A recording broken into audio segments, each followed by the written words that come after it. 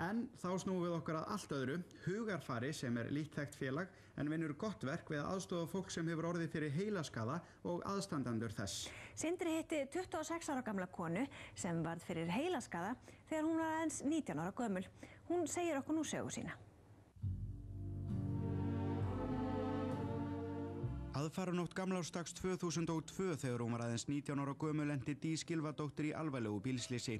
Við áttum heilbrigða stelpu 19 ára sem var að fara með vini sínum, það var daginn fyrir gamlársdag, þá ætlaði hann að fara með vini sínum til Grundarfjarðar og eyða áramótunum þar. Og 2 tímum eftir að leggur á stað þá hringi síminn og það lögreglan og hún hafði lent í slysi.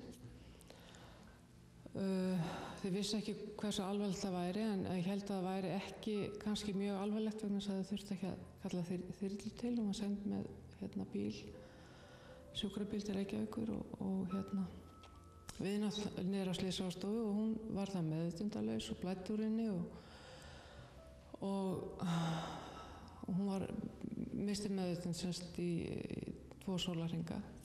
Dís lamaðist á vinstri hluta andlitsins, skammtímaminnið hvarf, hún þurfti að læra að ganga á ný og lesa og gat ekki hugsað sig sjálf í marga mánuði. Þetta var rosalega erfitt fyrstu árin að sérstaklega þetta sést ekki utan á mér. Þannig að ég fann fyrir miklum fordómum og náttúrulega bæði hjá sjálfur mér og öðrum að þetta sást ekki á mér en ég var alltaf þreytt og kom ekki í verk og svo mikið framtaksleysi og náttúrulega ofboðslega gleymin. Stella segir að líf fjölskyldunar hafi snúist að hjálpa Dís að komast aftur út í lífið.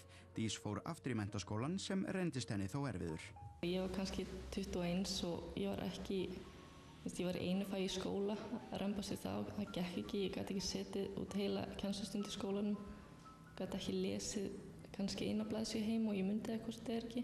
Það eru bara 2 ár síðan hún fór að geta lesið bæði sér til skemmtunar og eins til gagns. En það sást ekki stöðunum, en fólk skilur þetta ekki. Það var leti. Já, það hefur gefið sér að þú væri bara löt. Já. En hélstu það kannski sjálf?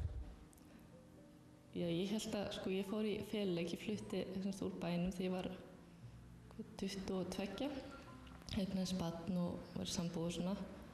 Og þá fór ég bara í feluleik, þar vissi enginn af heilaskaðanum og ég sagði ekkert frá, ég held að ég myndi bara vinna eða verið fjarnámi og brosa og taka til, þá væri alltaf lægi. Þetta væri bara læknirlega að gera mikið úr þessu.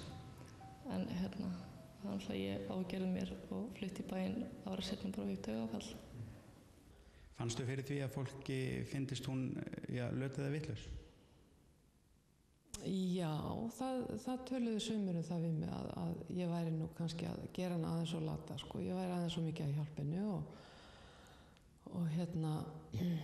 hún ætti svona að reyna svolítið meira sjálf eins og með barnið. Ég hjálpaði henni svolítið mikið með litlu stelpuna þegar hún fékk taugaáfall þarna eftir að hafa verið í þessu leikriti sem hún sagði frá að þykjast vera í heilbrigði og var það ekki og þá tók ég svolítið við barninu hennar og þá fikk ég að heyra það svolítið í kringum mig og ég var ekki ánægð með það vegna þess að fólk vildi ekki skilja og vildi ekki hlusta. Það sást ekkert utan á Dís og þá hlaut alltaf verið í lagi með hana. En það bara ekkert þannig alltaf. En ég hélt í 4,5 ár þangað til ég fór á Reykjalund. Ég hefði ekki fengið framheilaskaða. Og ég þakka alltaf fyrir það að hafa ekki fengið framheilaskaða þá fólk svolítið skrítið og því að persónuleikinn í framheilanum. Og þá væri kannski allt önnur manneskja og eitthvað svona. En svo komst ég að því þarna að ég auðvitað fékk framheilaskaða. En ég gerði mig bara ekki grein fyrir því að framheilaskaða fylgir skert innsæi í eigin mál. Og þegar ég gekk á foreldra mína og sögðu mér að ég væri gjörbreytt. Í dag á Dís sem 26 ára gömul sambýlismann og fjölskyldu. Hún á 3. ári í háskóla og gengur vel, en hún gagnrýnir lækna fyrir að hafa aldrei hvatt hana áfram, gefið henni litlar vonir.